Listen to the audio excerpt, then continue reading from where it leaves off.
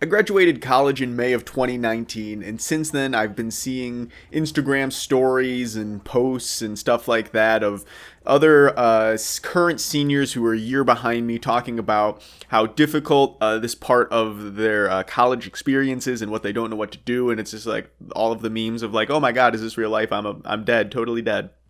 And a lot of people wondering, what they're supposed to be doing, because it's different at this point in time than the rest of your college experience. And so you think about like, oh, what's the end of college like? Let's think about the end of high school. And that's not useful at all because the end of college and the end of high school are two very different separate entities in the way that they are handled. At the end of college, you're looking at employment, you're looking at jobs, you're looking at where am I going to live, different things like that. And at the end of high school, you're thinking about, if you're an American, it's usually where am I going to go party, or you're not as fully formed because you're not fully formed when you leave college, but you're not as fully formed. And so the decision making, the risks, everything has been bumped up a level. So the first thing that I want to talk about are jobs and internships. Some departments of your school will have different requirements about internships and jobs that you have as part of the curriculum. Let me give you an example. I studied photography and media art at my university, and we did not have any requirements to be in an internship or to have any sort of job in the art world associated with what we were doing. There was no expectation that we were to understand curation or gallery work. And it was because the expectation of a photographer is mostly a solo endeavor. The most you maybe will be doing is working with other photographers. That's kind of what they were setting us up for. And I remember specifically asking them, one of my professor who was head of the department that I was in, I was asked him, what are you guys preparing us to do as a school? What are you preparing us, like what is like the ideal situation that you guys are, the track that you're putting us and preparing us for to send us out into the future? And I didn't get a good response. I didn't get anything specific. What I got was, we're preparing you to do whatever you want to do as a photographer. And so really what they prepared us to do was to make work and be confident in the work we were making. And we didn't really get much of professional advice that we were looking for. Now let's compare this to the graphic design program, who was all about professionalism. Yes, a lot of it was focused on you need to be a competent designer, but a lot of that program was getting you up to snuff with the rest of the graphic design world, get you on levels to be able to go into a professional environment in an office and be the graphic designer, to be the person making art direction choices for an entire company. So as a requirement for that, they made you go out to companies in different specific companies in specific fields to have internships or jobs or any sort of work at the company, so you could get the experience going forward. And that was not only helpful in getting experience just so you know what's up and in front of you and so you know what you're doing, it's incredibly helpful in getting your foot in the door of places where you want to work. Let's say you do this and you internship at a place that you don't really care about. It's not necessarily what you want to be doing, but it's just as good as a job reference for when you're going to somewhere where it's like, oh, you work at this company that we all already know exists and is a lot of credibility already, and you have proven that you can do a task there or this specific task there. Great. Let's move you on to, you can do that task for us. It's not rocket science. And so that is an opportunity that I really, really, really missed out on. And something that I would have done going back, like I said, my program did not require me to do that. If I were to go back, I would join some sort of internship or job program that's available just through the, weird cough, sorry, that's just available through the university.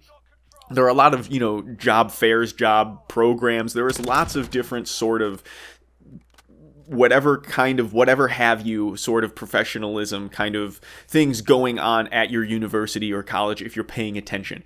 One of the things they want you to do is leave with a job. They want you to be able to pay your student loans right away. They want you to be able to give them money. Part of it is, yes, they want you to have money so that, the whole academic system in turn can get some more of this money. But one of those things they'll set you up to do is getting you valuable experience. Like I said, you might not be doing the stuff that you think you want to be doing post grad, but you will have this valuable experience that I did not have, this real world experience that other people will look at as a value. And it's kind of what it's done for me is now, you know what, we're going to get into that. Where are you going to live? This is, something that people start to think about because they think, oh, should I stay in this place where I already am? Should I stay in this college town? And I would say only stay in this college town if you have a guaranteed safety net of something going forward. And by that, I mean only stay in town if you have a future at a company that's already in town. I want to give an example of this. A job at a company with a future, what I mean by that is not just going forward at the current place you're at. I think if you're going to take a job in your college town, the number one thing that you should be thinking about with your job is, will I be able to move forward in this company at another location? Or will I have to stick to this one place my entire life? Now, you can always change jobs, you can always move jobs, but that's also something you need to be thinking about. Is this job going to be something that can help me move forward, and is it applicable to other companies? Now, we've been talking a lot about jobs and what kind of working for somebody else, and this is not even, again, this is something that I've not been prepared to do. So this is something that I'm not interested in doing. That being said, I'm specifically at a point right now where I'm a logistics manager at a catering company. It's not related to the field, right? It's just a day job. That being said, I'm finding myself underemployed, but not having not having the experience already in my field that a lot of other people in different programs that graduated at the same time already have, so that they're able to go and take these very competitive positions and be at the top of the list for these entry-level competitive positions in the art world because they already have that experience that I don't have. So I have to look somewhere else. I have to do something else, so to say, to get my advantage, and that is the thing that I'm suited for that they're not suited for, is owning, the business, is doing the thing. You think about people who do wedding photography, think about people who do architectural photography, all sorts of aspects like that. That's what I'm prepared to do going forward, and that's kind of the things that I have to look for going forward, unless I want to do just any sort of regular unskilled kind of labor, and by that I just mean any job that anyone can learn to do, right? Not something that you need to go to school to learn how to do. So that being said, I think it's important not to get trapped in your college town just because it's what you know. It's very similar to thinking about not getting trapped in your current hometown or something like that. And this is obvious. This is something that some people don't think is important at all. And I think the key word here is trapped, because I think sometimes I went to high school in a small town, and a lot of people get upset when people talk about this notion of someone who lives in a small town and lives there and is stuck there and is unhappy. There are people in small towns that are happy. Yeah, of course. It's not just like on TV where everyone's unhappy in the small town. There are people who like it and it's for them, and this is what they want to do. Yeah, that's perfect. What I'm talking about specifically are the people who do not want to do that. In my high school, of course, there's a bunch of people in your small town who are like, oh, I gotta get out of here.